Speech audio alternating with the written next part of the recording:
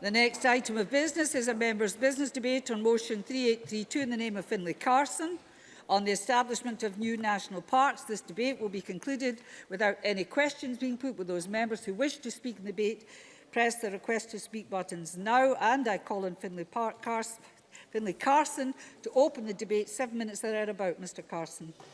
Thank you very much, Deputy Presiding Officer. I would like to begin by thanking the members who supported my motion allowing this debate to take place. Many of my colleagues will know that this is an issue that I've campaigned enthusiastically on for many years, firstly as a councillor in Dumfries and Galloway, now as MSP for Galloway and West Dumfries. I believe passionately that Galloway should have the recognition it deserves with its very own national park. John of the Mountains petitioned the US Congress for the National Park Bill, which was passed in 1890. Establishing the Yosemite National Park. John of the Mountains, as we better known as John Muir, profoundly shaped how people now understand and envision their relationship with the natural world. With a Scotsman as the original promoter of national parks and our world-renowned natural beauty, it's incredible that we only have 2 national parks in the whole of Scotland, and I believe this is something we need to change. So to set the scene, we currently have 2 national parks, in the Cairngorms and the Loch Lomond and Trossachs, and there's 10 in England. National parks are protected areas designated because of their beautiful countryside, wildlife and cultural heritage. People live and work in the national parks, and the farms, villages and towns are protected along with the landscape and wildlife. National parks welcome many visitors and provide opportunities for everyone to experience, enjoy and learn about a park's special natural qualities.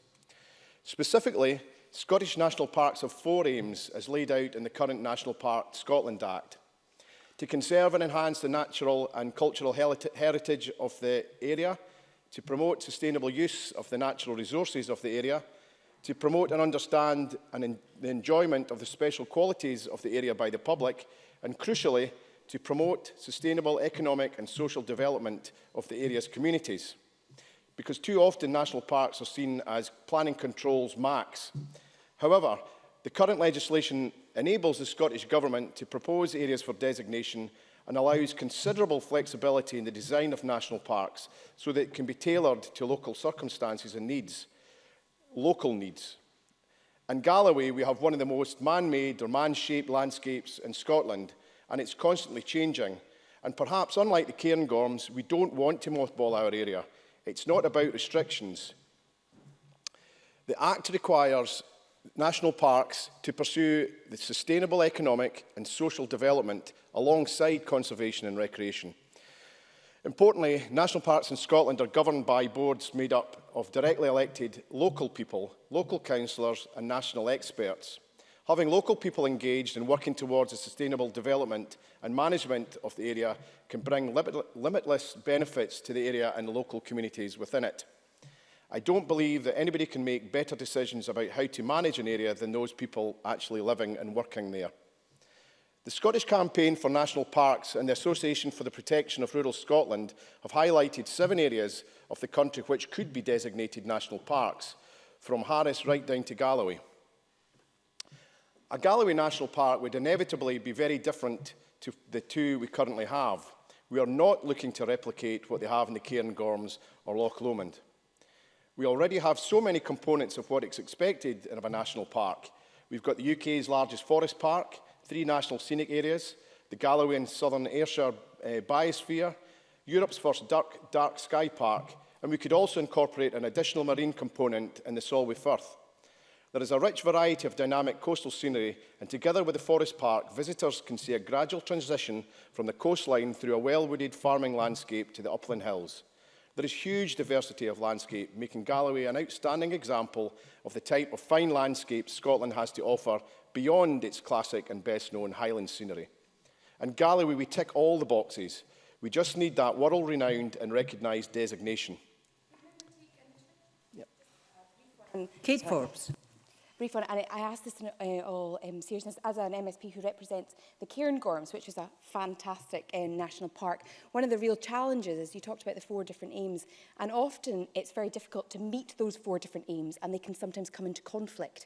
Has the member considered how that works in other national parks? Finlay Carson. Absolutely, and I think it's a good point the member has raised. I think it's vitally important that there's flexibility, and that is in the bill as it is at the moment. And often we describe the national park we'd like to see in Galloway as being National Park Light, to ensure that it does address a lot of these potential issues. Dumfries and Galloway Council has agreed to be actively involved in any proposals being developed for a Galloway National Park, and has endorsed the approach taken to date by the community-based group leading the proposals. It's clear that there needs to be a wide-ranging and inclusive engagement process which seeks to build a consensus among communities. It's crucial that the park is demanded by the community and not seen as being imposed on the community. Council officers have actively promoted the need to consider the Solway Coast as part of the emerging proposal, recognise the environmental, social and economic attributes which the coastal area could bring to a national park proposition. A study commissioned by Dumfries and Galloway Council into the feasibility of a national park noted that there would be significant economic opportunity waiting to be developed in the area. The study went on to suggest that the costs of running the national park could be more than offset by the economic benefits. So why now? Well, the Scottish Government have previously told me that the designation of new national parks is not a priority. And as a Conservative, I understand the importance of prudent public spending. However, the arguments for more national parks in Scotland are compelling. National parks help to boost employment in rural communities through sustainable development. There would be permanent staff employed directly by the National Park Authority and jobs created through increased tourism and visitor numbers to the area. Scotland has world-class scenery and people come from all over the world to experience it. Our economy relies heavily on tourism, much of which is focused around our incredible beauty in our countryside. In 2015, well over 200,000 people in Scotland were employed in the tourism sector. That's 9% of our total employment. Spending by tourists in Scotland generates around £12 billion worth of economic activity in the wider Scottish supply chain. A report by Visit Scotland found that 17% of all visitors to Scotland went to Loch Lomond in the Trossachs and 12% to the Cairngorms, demonstrating the huge pool that national park status can have. And it's not just tourism that benefits. Small lifestyle businesses based on sustainable use of natural resources such as timber, fish, wildlife or geology can thrive in a national park environment. In conclusion, the south of Scotland would hugely benefit from the proper recognition that Galloway deserves, and that is a national park status. The Scottish Government say that they take climate change and enhancing biodiversity seriously. If this is the case, they must also look at designating more national parks in Scotland. More national parks would inspire pride and passion from local people and visitors alike, boosting the image of Scotland worldwide. Deputy Presiding Officer, let's give Scotland's outstanding natural beauty the recognition it deserves with the powers we have in this Parliament to designate more national parks. Thank you very much, Mr Carson. The open debate speeches of 4 minutes, please. Emma Harper to be followed by Maurice Corrie. Ms Harper, please. Thank you, Presiding Officer. I am pleased to speak this afternoon in this debate, and I'd like to congratulate Mr Finlay Carson for securing the debate. Mr Carson's motion is asking for a review of national parks across Scotland, and I represent the South of Scotland region, so I will focus on my area in my contribution. Finlay Carson and I are both privileged to represent areas of Scotland which demonstrates outstanding natural beauty, and the landscape and surroundings in the south of Scotland and the southwest of Scotland are an integral part of the landscape, not just for our natural heritage, but also for the economy, as Finlay Carson speaks about. And in the southwest of Scotland, it's one of the most beautiful places on this planet, and we are fortunate to have the Galloway and Southern Ayrshire Biosphere, and within it the Dark Skies Park and the Galloway Forest Park. Last month, I was pleased to host the team behind the Galloway Southern Ayrshire Biosphere here in Scottish Parliament, highlighting their work to MSPs. It was the first event in Parliament supporting the Biosphere programme. Biosphere reserves are places with world-class environments that are designated to promote and demonstrate a balanced relationship between people and nature. They are places which value and protect the biological and cultural diversity of a region while promoting environmentally sustainable economic development.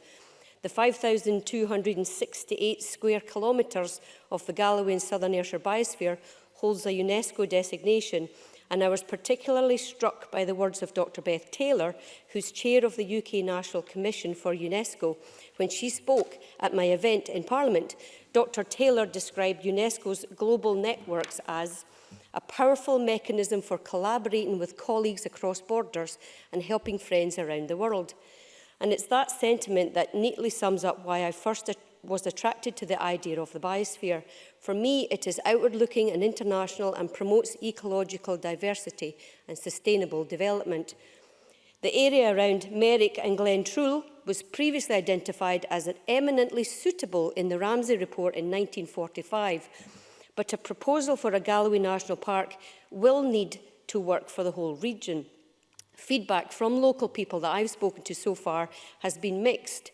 If a new park is to proceed in Galloway, it is vital to garner support from a wide range of stakeholders as possible, and Finlay Carson has already noted that as well.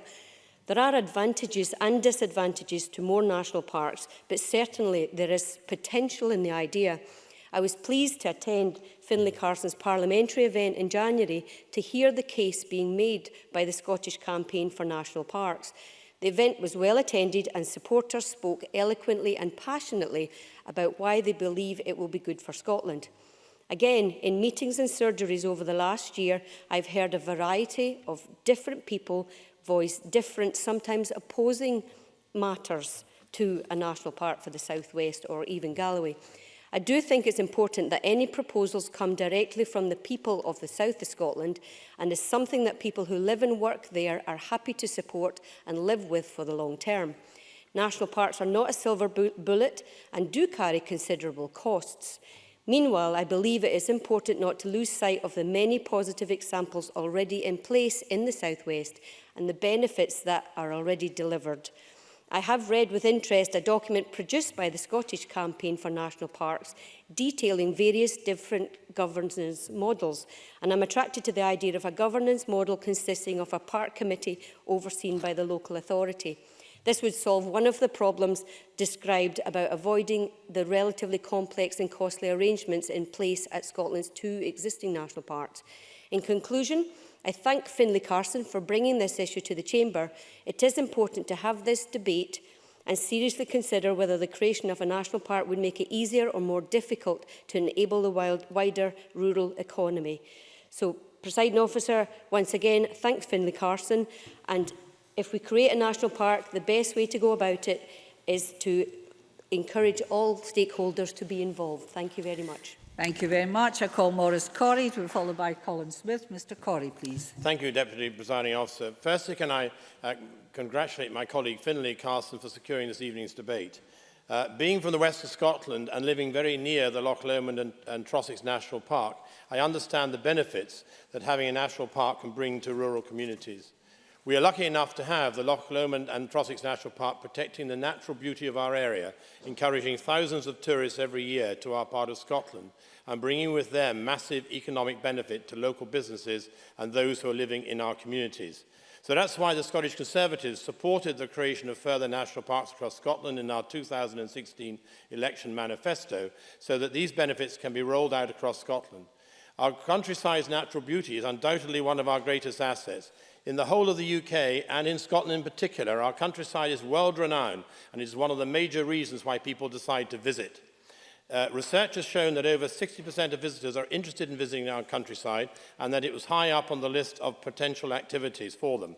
Further research by Visit Scotland showed that 58% stated that was the motivator for visiting Scotland and was for the scenery and landscape particularly, and second on that list with 31% was to learn more from Scottish history and culture, both of which national parks protect and enhance. It proves that a large number of our international tourists want to take advantage of our countryside when they are here, and visitor figures to national parks do show that they attract large numbers of overseas visitors, and therefore we should be seeking to take advantage of this by spreading the benefits to more areas across Scotland, and opening more national parks would help to do this particularly. Yes, I will. Kate Forbes. Loch It's Lomond and Loch Lomond and the Trossachs. Again, Enthusiasm is no bad thing, Ms Forbes. one of the challenges, and I am in favour generally of national parks, but one of the real challenges is that house prices start to rise, and I wonder if this has been the case in Loch Lomond and the Trossachs, making it harder for local people to buy and stay in the area, and it's far harder to build more houses in national parks. Has that been a similar issue in Loch Lomond and the Trossachs? Maurice Corrie. Deputy Presiding Officer, yes, it is actually. There is a problem. There's an old mechanism or anachronism in the Loch Lomond National Park where there is a question that you need to be working within the national park to build in the national park, and that's something that's being addressed by my previous council. I was obviously previously a councillor for Loch Council, which I must declare an interest in that prior to the 4th of May.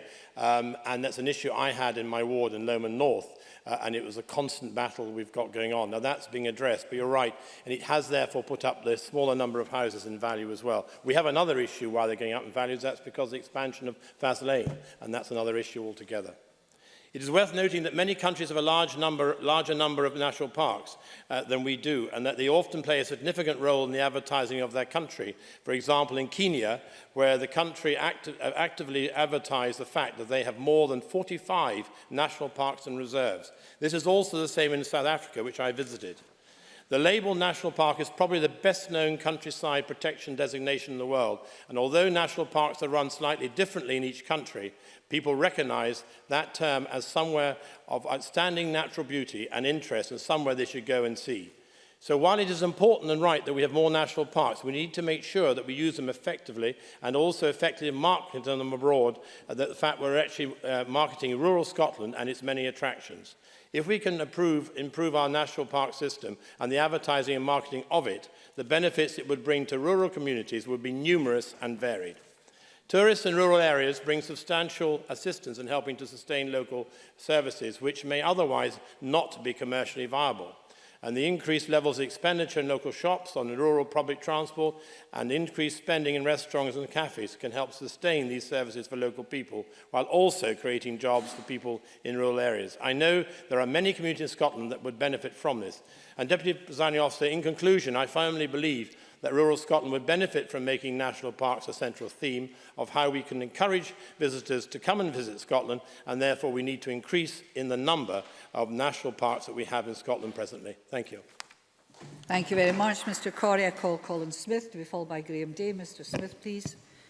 Thank you, Presiding Officer. Like other members, I am grateful to Finlay Carson for the opportunity this motion gives us to celebrate the success story that is Scotland's existing national parks, but crucially to also make what is a powerful case for the establishment of new national parks in Scotland. It's now 17 years since this Parliament agreed the National Parks Scotland Act 2000. This paved the way for the then Labour-led Scottish Executive to create the Loch Lomond National Park in 2002 and the Cairngorms National Park in 2003. Those parks have helped deliver a major economic boost to those areas, supporting local businesses, generating jobs for young people, providing affordable homes, investing in sustainable rural development and growing the tourism sector. They've also delivered an environmental boost, restoring paths and peatlands, conserving native woodlands and assisting species recovery. However, it is, to coin a phrase, unfinished business. Despite our outstanding natural beauty and the acknowledgement that national park status is an internationally recognised successful brand, Scotland has just 2 of the UK's 15 national parks, with 10 in England and 3 in Wales. We're not just a poor relation to the rest of the UK when it comes to national parks, but also to topographically similar countries such as New Zealand, which has 14, and Norway, which has 37 national parks. This Parliament, or indeed the Scottish Government, has never said there are only 2 areas in Scotland worthy of national park status. So the time is right to seriously debate the case and merits of building on our success and developing new national parks. And that case is compelling. Our world-class scenery, the protection and management that national park status gives to that scenery, and the positive impact on tourism and rural development of the national park brand. The Scottish Campaign for National Parks report, Unfinished Business, sets out that compelling case in detail, a report, of course, targeted at the time to provide a framework to support the 2011 SNP manifesto commitment that pledged to, and I quote, work with communities to explore the creation of new national parks. Although that commitment was missing from the 2016 manifesto, there is support from the other 4 main parties, including my own party, which made a commitment to consider options for a new national park. That means, importantly, there is a parliamentary majority in favour of at least considering new national parks. The SCNP document Unfinished Business not only makes the case for new national parks, but goes on to propose 7 possible areas that could be designated and which can benefit from such status. This includes 2 areas within my South Scotland region, namely the Cheviots and Scottish Borders, where the very active campaign for a Borders National Park will shortly publish a feasibility study for its proposed park, and also in Galloway, where the Galloway National Park Association has been set up and is developing a strong case for a national park covering parts of Galloway and South Ayrshire. And until I stepped down as a councillor last month, I had the privilege of chairing Dumfries and Galloway Council's Economy Committee. During that time, we commissioned the Southern Uplands Partnership to consider whether such a proposal would be beneficial for our region. The work was undertaken in partnership with the Galloway and Southern Ayrshire Biosphere, which had been highlighted as being part of the geographical area covered by such a proposal. The final report, which Finlay Carson referred to, entitled A Galloway National Park, addressed areas of concern around the administrative and legislative framework of any national park, making clear there is no one-size-fits-all model for a national park and they can be developed to suit the needs of the local community. It also outlined the considerable benefits and economic opportunities associated with the establishment of a Galloway National Park, and there are many. It would recognise the world-class scenery of the southwest of Scotland, protect and manage that scenery, act as a real stimulus for tourism and rural development, and reinforce Scotland's national identity. Not surprising, the report was supported by the Biosphere Partnership Board and endorsed unanimously by all parties of all councillors in Dumfries and Galloway Council in November 2016, when we agreed to support the campaign for a Galloway National Park. I'm also pleased to see that commitment continues in the partnership agreement signed this week by the new Labour and SNP administration on Dumfries and Galloway Council. In concluding, Presiding Officer, Galloway National Park Association believe a new park could attract between 250,000 and 500,000 new visits each year and 30 to 60 million per annum of additional spending in the short term for the local economy, as well as helping create or support between 700 and 1,400 additional jobs. They argue that a Galloway National Park Authority could provide direct employment for between 40 and 80 rangers. In short, they say a Galloway National Park would be a social and economic game changer for the region, a region that the government knows has massive economic challenges. I hope, therefore, the Scottish Government will recognise that not only is there a parliamentary majority in support of considering new national parks, but a compelling case and growing public support for that case. Thank you.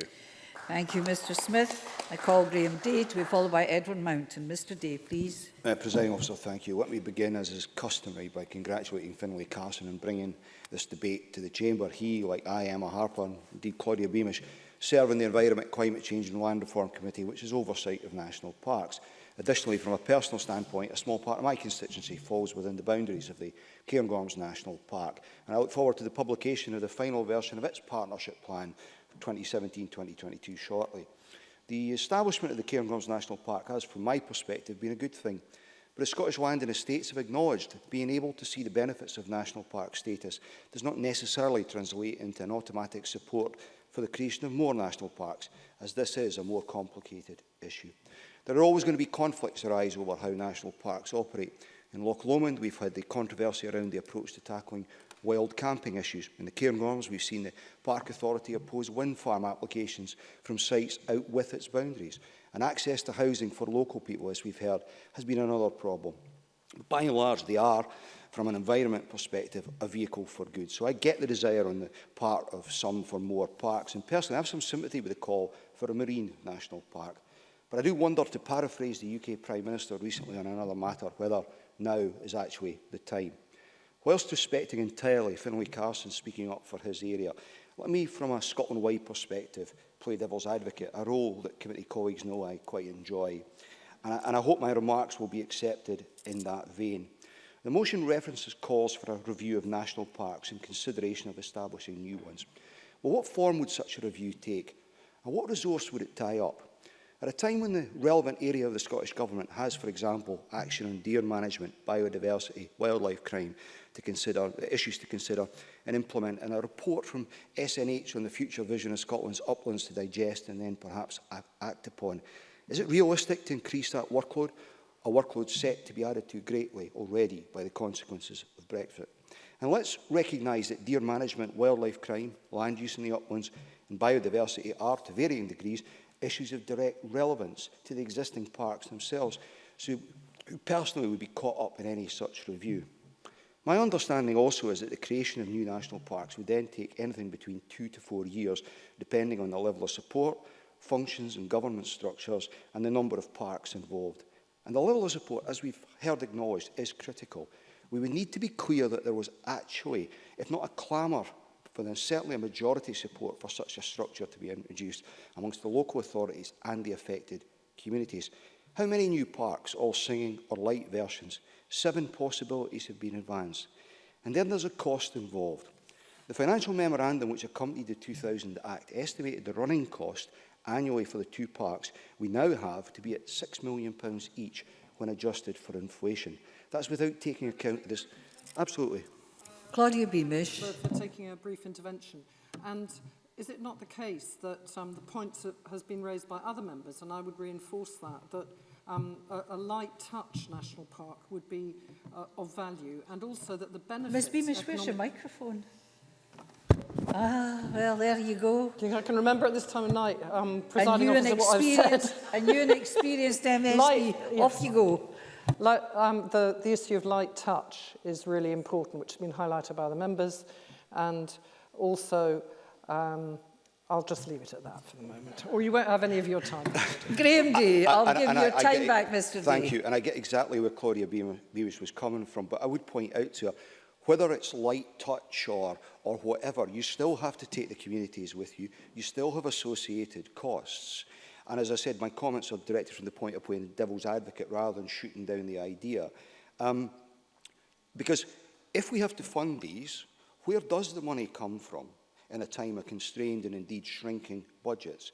And once again, without considering the impact of Brexit, would the expectation be that we would cut the funding for the existing parks? Can you imagine the reaction from those?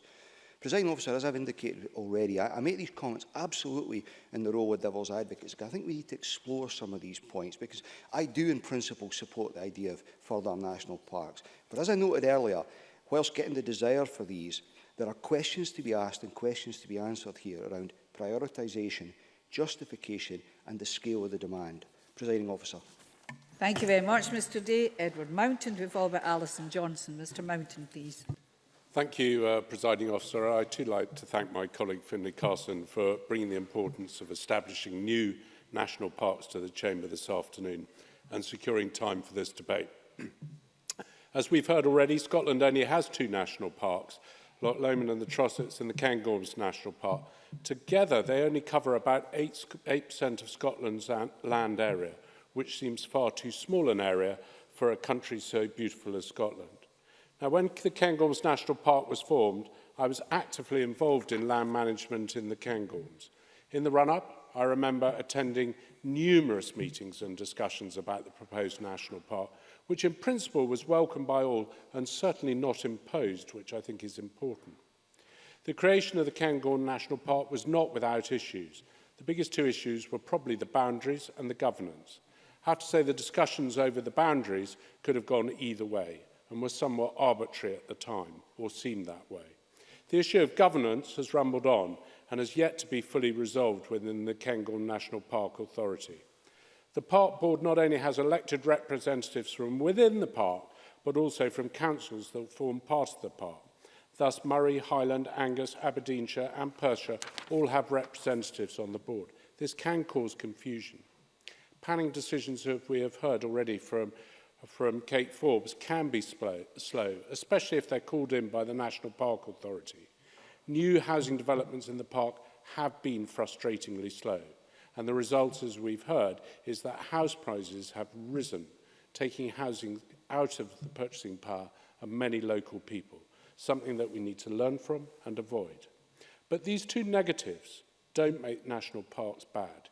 Indeed, I think the parks are an asset, a much-needed designation which can protect our beautiful places and landscapes and the fragile areas. That's why I find it strange that the Scottish Government finds no compelling business case for establishing new parks. If we could take just the best from the 2 example parks and ditch the areas that stifle good and effective management, then we could have perhaps a winning combination. A combination in my mind that could streamline the management process and take it to a new local level, promote local and sustainable development, assist species recovery, as we've heard from Graham Day, conserving native woodlands, and at the same time support local business. They could attract external investment, encouraging sustainable rural development. And they have, and will continue to do, as we've heard, develop and grow the tourist industry. For those reasons, I struggle to understand the government's reticence. Perhaps a fear of greater control being passed locally to local levels is something they fear. To me, it seems the proposed Galloway National Park that stretches across potentially 2 council areas could be an ideal candidate. It could keep costs low, it could promote environmental protection, and it could allow economic growth to happen faster. As mentioned by my colleagues, there is an appetite for establishment of new national parks in Scotland. In fact, I believe 4 of the 5 political parties, include my own, support this call. If I've got time. I'll give you time back, yes. Emma Harper.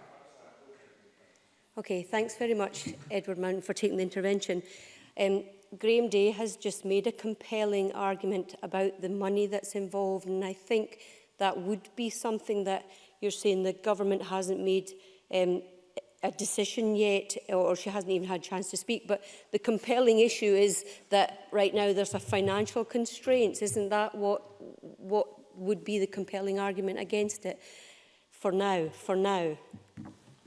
Edward Mountain. Okay, I think when you're looking at business cases, and it's something that I've taken the opportunity of doing during my business career, you have to look at the opportunity costs and the potential net gain to the environment and also the local economy.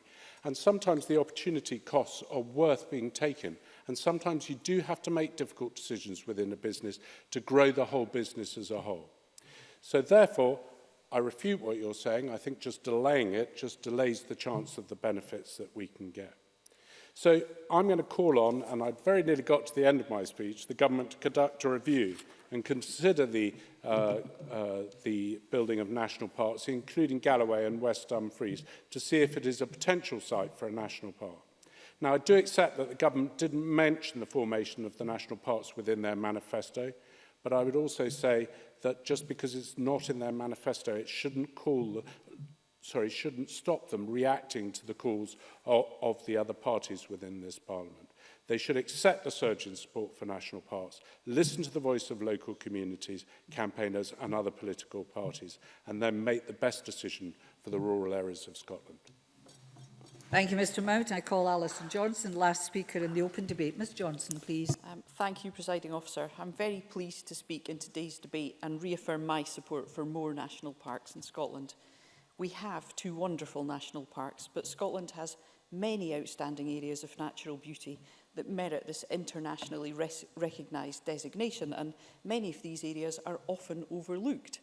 As we've heard, the Scottish Campaign for National Parks has identified 7 possible sites, and creating new national parks will bring a range of environmental, social and economic benefits to these areas. There is very strong support for creating more national parks amongst most parties, and well-developed local campaigns that we've been hearing about this evening for new parks in Dumfries and Galloway, in the Borders too. There's an extremely compelling case for a marine national park to conserve coastal habitats and our dynamic marine ecology. Indeed, there are convincing reasons to award national park status to any of the 7 sites the Scottish Campaign for National Parks has identified.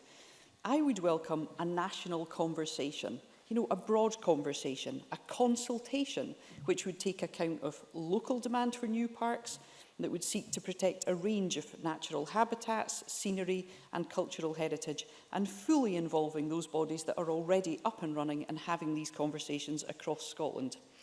I hope the Scottish Government is prepared to listen to the Galloway National Park Association. They present a very robust case for the local economic benefits that a new national park would bring, attracting an estimated 250,000 to 500,000 new visits every year, and supporting some 700 to 1,400 jobs. The Borders National Park campaign points out that the Cheviot Hills north of the border are every bit as beautiful and worthy of national park status as Northumberland National Park. Now, Northumberland National Park receives 1.7 million recreational visits each year, bringing in around £190 million in visitor spending. It's no surprise, is it, that if you look at the Visit Norway website, they're boasting of 44 national parks. 4 times as big as Scotland, fair enough, but 44 national parks. The Northumberland Park model in 2013-14, they brought in that budget within a budget of less than 2.8 million. And I understand that the government, their hesitancy to support new national parks is cost-related, and I would ask that they take a long-term view, that we have a discussion, that we look at the role national parks play in rural development and the contribution they can make to our tourism sector. A study for National Parks England outlined that in 2012, England's national parks generated between 4.1 to 6.3 billion gross value added, comparable to the GVA of a small city like Coventry. The Scottish campaign has pointed out too that it wouldn't be as costly to establish and run future national parks as our first two, as they'd cover smaller areas and encompass only 1 or 2 local authorities. And their report on future governance models estimates running costs may be as little as 1.5 million to 3 million a year, an important investment in our rural economy and vital protection for our natural landscape. Our parks too, they can have a stronger role to play in protecting our iconic species. As species champion for the hare, I've asked the Cabinet Secretary to consider using her powers to introduce a nature conservation order prohibiting culls of the mountain hare in our national parks. The mountain hare is only found in Scotland, but sadly, they're routinely culled in many of our upland sporting estates, even in the Cairngorms National Parks. I look forward to any comment that the Cabinet Secretary might have on this issue. Finally, it can be in no doubt that as well as delivering economic benefits and environmental protection, national parks benefit our well-being. As John Muir, one of the earliest advocates of national parks, once wrote, national parks allow thousands of people to find out that going to the mountains is going home, that wildness is a necessity, and that our natural landscapes are not only useful as fountains of timber and irrigating rivers, but as fountains of life. Thank you. Thank you very much. And I call Rosanna Cunningham to close to the Government Cabinet Secretary, 7 minutes or thereabouts. Thank you, Presiding Officer. There's been a lot said in this debate about the success of our 2 existing national parks, and I endorse these remarks. Of course I do. Part of my constituency falls into Loch Lomond and Trossachs National Park, and I'm aware at first hand the incredibly good work they do, even in my job as a constituency MSP. The work of the 2 parks in protecting species and habitats, promoting tourism, providing social and economic benefits to the communities they serve is, of course, fully recognised and valued by the Scottish Government. But, of course, we've debated this before in this chamber, this issue. In November 2013, and I appreciate there were members in this debate who weren't here, in November 2013 there was a debate similar to this, which followed the publication of the report Unfinished Business by the Scottish Campaign for National Parks and the Association for the Protection of Rural Scotland. And that report called on the Scottish Government to develop a long-term strategy for more national parks. Today's motion calls for a review of national parks with a view to considering new ones. Now, of course, I'm aware of Mr Carson's specific interest in the designation of a national park in southwest Scotland, but as a number of members have referred to, that is just one of the 7 locations contained in the report Unfinished Business. Dumfries and Galloway does currently benefit from a range of landscape designations aimed at increasing tourism, boosting jobs and bringing investment to the area, including the Galloway Forest Park, Galloway Biosphere, spoken to so passionately by Emma Harper, and a number of national scenic areas. So national park status is therefore by no means the only positive landscape designation to stimulate an area's potential economic growth. The case for more national parks is understandably strongest amongst those who have dedicated a lifetime to the cause, but there are challenges and requirements which go with national park designation. There are a number of key considerations which still lead the Scottish Government to believe it would be wrong to raise expectations over any near future designation of new national parks. For example, yes. Thank you for giving way. Is Graham Day right do SNH not have the budget to run a national consultation or even a conversation about where future national parks could be in Scotland? Well, I'm about to come on to the issue of costs, because I think that it is actually central to this. The Scottish Government has very real concerns over the costs which would be associated with the designation of new national parks in Scotland. Now, I appreciate that's a little bit further down the line from the situation that Mark Ruskell is raising, and I'll come back to that. But I'm afraid we don't share the optimism that new parks could be set up at minimal cost. What has changed since the debate in November 2013? Well, the answer is very little in terms of substance, with one huge exception. And that is that governments have less money now than they did in 2013. And the reality of the financial situation in Scotland, driven by Westminster cuts, is that funding for new parks would have to be found from elsewhere. Where would that elsewhere be? I note that no one, not one single member, had any suggestions for me. And that silence is telling. Colin Smith. The Cabinet Secretary will be aware of the point I made that potential Galloway National Park could bring somewhere in the region of £60 million into the local economy as a result of that success. Now, given the concerns that the Cabinet Secretary has about the cost, can I ask what assessment the Government have actually made about the cost of setting up a Galloway National Park? Cabinet Secretary. Colin Smith raises one national park. The fact is, the report that that has triggered this is talking about 7 national parks. Our 2 current national parks have combined annual budgets of around £12 million that come out of the portfolio budget.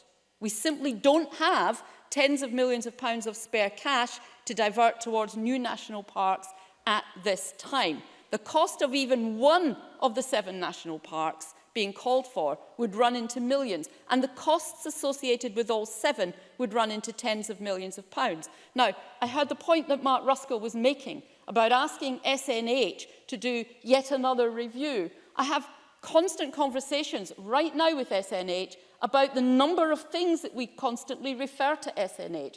And I think it is not unreasonable for me to take a view that in burdening SNH with yet more requests, that we think very carefully about what the long-term outcomes we expect there to be from the work they do, and asking them to do something which, in my view, is premature, not because we are opposed to national parks, anything but because in the current circumstances we can see no likelihood of being able to assign the finances necessary in order to set one up.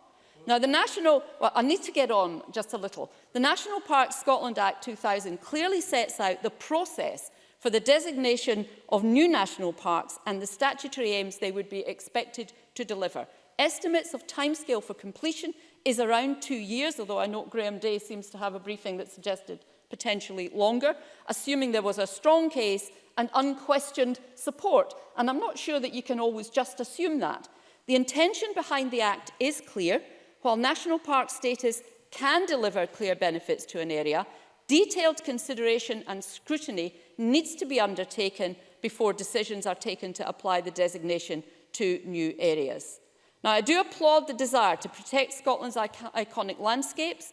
The national park model envisaged by this Parliament is somewhat different to those that take place in other countries, particularly in relation to the Act's 4th aim of promoting sustainable economic and social development, as noted by a number of members. But I think those members will also accept that there are many people out there who think the national park designation is about conservation and not socioeconomic development.